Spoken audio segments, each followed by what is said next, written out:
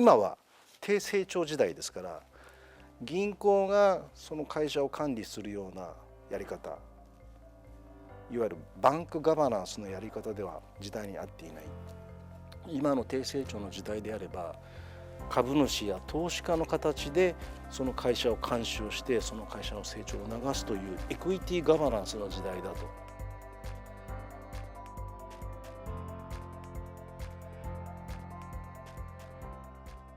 한국경제TV 유주환 기자입니다.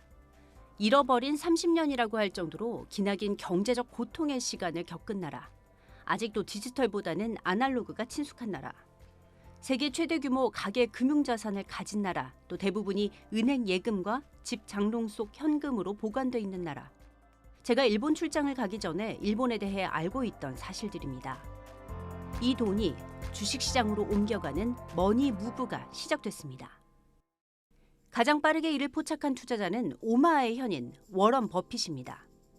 워런 버핏은 코로나 팬데믹으로 전 세계가 불안감에 떨고 있던 지난 2020년 일본의 종합상사는 앞으로 100년간, 아니 영원히 살아남을 것이라며 미쓰비시와 미쓰이, 마루베니, 이토츠, 스미토모 등 일본의 5대 종합상사에 대한 투자 사실을 공개했습니다.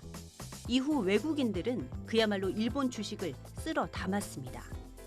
지난 2022년과 2023년 일본 증시에서 외국인 투자자의 거래 규모는 각각 1,041조 엔, 1,199조 엔을 기록해 예년보다 대폭 늘었습니다.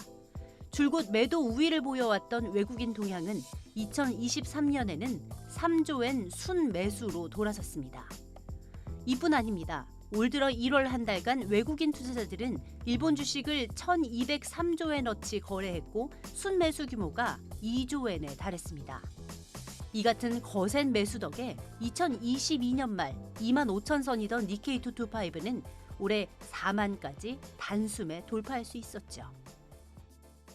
전문가들은 일본 주식시장의 강세는 무엇보다 기업들의 실적 호조에 기인한다고 분석합니다. 여기엔 미중 갈등에 따른 반사 이익과 엔저 같은 기업 실적에 유리한 환경도 작용했습니다. 일본 증시 강세 이유를 꼽을 때 빠지지 않는 것이 있습니다. 기업 가치를 높이기 위해 시행해온 정책의 효과인데요. 특히 최근 PBR 1배 미만 기업을 대상으로 기업 가치를 올리기 위해 구체적인 이행 계획을 제출하도록 한 특단의 조치가 시장에 직접적인 반응을 이끌어냈습니다. 이와나가 모리유키 이사장은 도쿄증권거래소의 CEO로 취임한 이후 자본 비용과 주가를 의식한 경영 구현을 위한 행동 이니셔티브 제정에 앞장선 인물입니다. プライムの約半数の会社が PBR1 倍を割れていると。この状況を放置したままでは日本の株式市場は活性化しないと。このことを上場会社に対して当初からもっとちょっと真剣に考えろというふうに言うべきではないのかというご意見が一人の委員から出て、でその委員の意見を他の委員もそうだそうだって話になったんで、私たちもその意見に従って要請文を出したということになったってことなんです。 이에 앞서 이미 오래전부터 기업 지배구조 개선을 향한 노력이 있어 왔다고 설명했습니다. 도쿄거래소는 지난 1999년 상장사들에게 기업 지배구조 개선을 요구한 이래 지속적으로 변화를 촉구해왔으며, 이는 아베노믹스의 일환인 지배구조 개혁과 함께 20년 이상 추진돼 온 일관된 정책이라는 것입니다. 특히 최근의 정책은 PBR 1배라는 귀에 쏙 들어오는 개념을 내세워 전문 투자자뿐 아니라 일반 시민들로부터 호응을 이끌어낼 수 있었습니다. マスコミが PBR1 倍これに固執しても報道をガンガン続けてくれたんです。そのうち PBR1 倍を下回っている会社の経営者はクビだ失格だなんていうマスコミの論調も出てきて、日本の会社の経営者が真剣にならざるを得なくなるような世論をマスコミが作ってくれたんだと思います。 최대 번화가 중 하나인 시부야의 활기 넘치는 스크램블 교차로. 지나가는 일본 시민들을 잠시 멈춰 세우고 주식 투자를 하고 있는지 물어봤습니다. 今年から積み立てNISA も新しく枠が少し金額が広がったりしていますので、それは使いながら投資はしています。金額は毎月今は私自身だと5万ぐらいですかね。ちょっとずつ利益がプラスになっていくので、少し嬉しい気持ちはありますけれども、すぐには使わないので、将来的にやっぱりその老後の方まで、持ちながら仕事ができなくなった後の生活資金に使いたいと思います。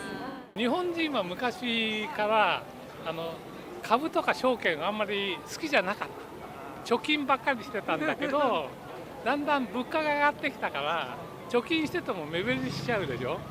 だからみんな NISA みたいのに今までやってなかった人たちが割とやり始めた。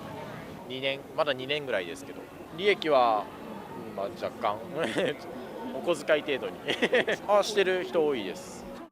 지금까지는 주식 투자를 하지 않았지만 리사라는 금융 계좌를 통해 최근 1, 2년 사이에 주식 투자를 하기 시작했다는 대답을 심심치 않게 들었습니다.